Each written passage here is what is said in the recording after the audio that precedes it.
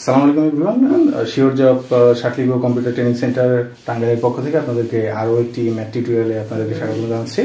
তো আজকে আমাদের অনুপাত সিরিজের দ্বিতীয় ম্যাথে আমরা আজকে প্রবেশ করেছি।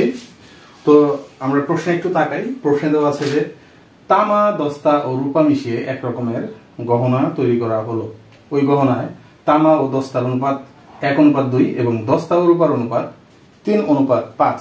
তো আমরা এখানে দেখলাম যে একটা গহনা তৈরি করা হবে। এখানে তামা এবং দস্তার অনুপাত দেওয়া আছে 1:2 এবং দস্তা এবং রূপার অনুপাত দেওয়া আছে 3:5।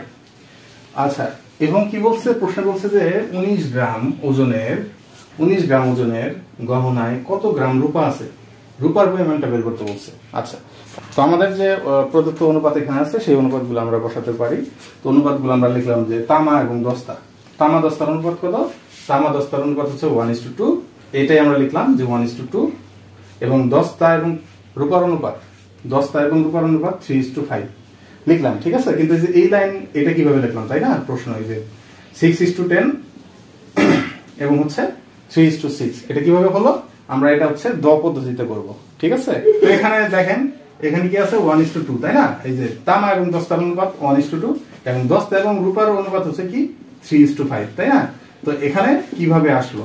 এই যে দ পদ্ধতি মানে বাংলায় যে দ চিনেন তো না, এই যে দ, বাংলাতে দ, এই দ পদ্ধতি, এটার সাথে এটা এই হচ্ছে দ পদ্ধতি, ঠিক আছে। তো কিভাবে দ পদ্ধতিতে করব এখানে? তো দেখেন, এই 1-এর সাথে 3 গুণ করব। 1-এর সাথে 3 গুণ করলে কত হয় বলেন তো? 3 লিখলাম, এই অনুপাত চিহ্ন এই 3 আবার কার সাথে লাগানো? দেখেন 2-এর সাথে। তাহলে এই 2টা গুণ করব। 1-এর সাথে 3 গুণ করলে 3 আসলো, এই 2-এর সাথে আবার 3 গুণ করব, 3 2 6 আসবে।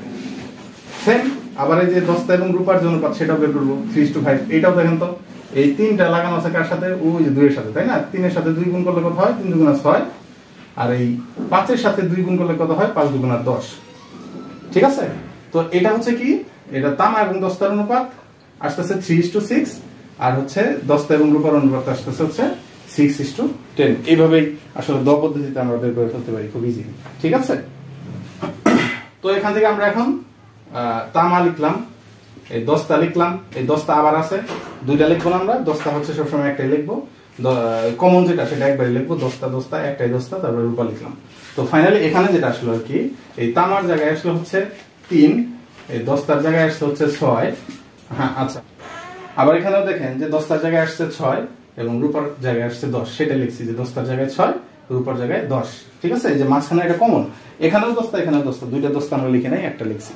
তো আমরা ফাইনালি তামা, দস্তা এবং রূপার অনুপাত পাইছি হচ্ছে 3:6:10, ঠিক আছে। এখন আমরা কি করবো? অনুপাতের যোগফল বের করবো। তো আমরা কিভাবে করবো? যে অনুপাতের রাশিগুলো, রাশি কয়টা? 1 2 3, 3টে রাশি না?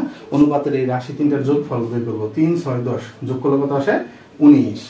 আচ্ছা, 19 আসলো। এখন ফাইনালি প্রশ্ন কি বলছে যে 19 গ্রাম ওজনের গহনায় কত গ্রাম রূপা লাগবে, তাই না? আমরা এখন এটাই লিখে দিলাম যে 19 গ্রাম রূপার গহনায় রূপা লাগবে কত? এই যে 19 গ্রাম এর 19/10। কেন লিখলাম 19/10? কারণ এখানে দেখেন এই রূপা আছে কি লাস্টে না, রূপা হচ্ছে 10, রূপার পরিমাণ হচ্ছে কি 19/10। টোটাল হচ্ছে আমাদের অনুপাতের যোগফল কত? 19 না? অনুপাতের যোগফল 19, সেই অনুপাতের ভিতরে রূপা আছে কতটুকু? এই যে 10 অংশ, তাই না? মানে 19/10 এই অংশটা। তো এই অংশটাই এখানে লেখা হয়েছে যে 19 গ্রাম রূপার গহনায় রূপা আছে হচ্ছে ওই 19 গ্রামের এই 19/10। আর আমরা তো আগেই বলছি যে এর মানে কি, এর মানে হচ্ছে এক ধরনের গুণ, ঠিক আছে।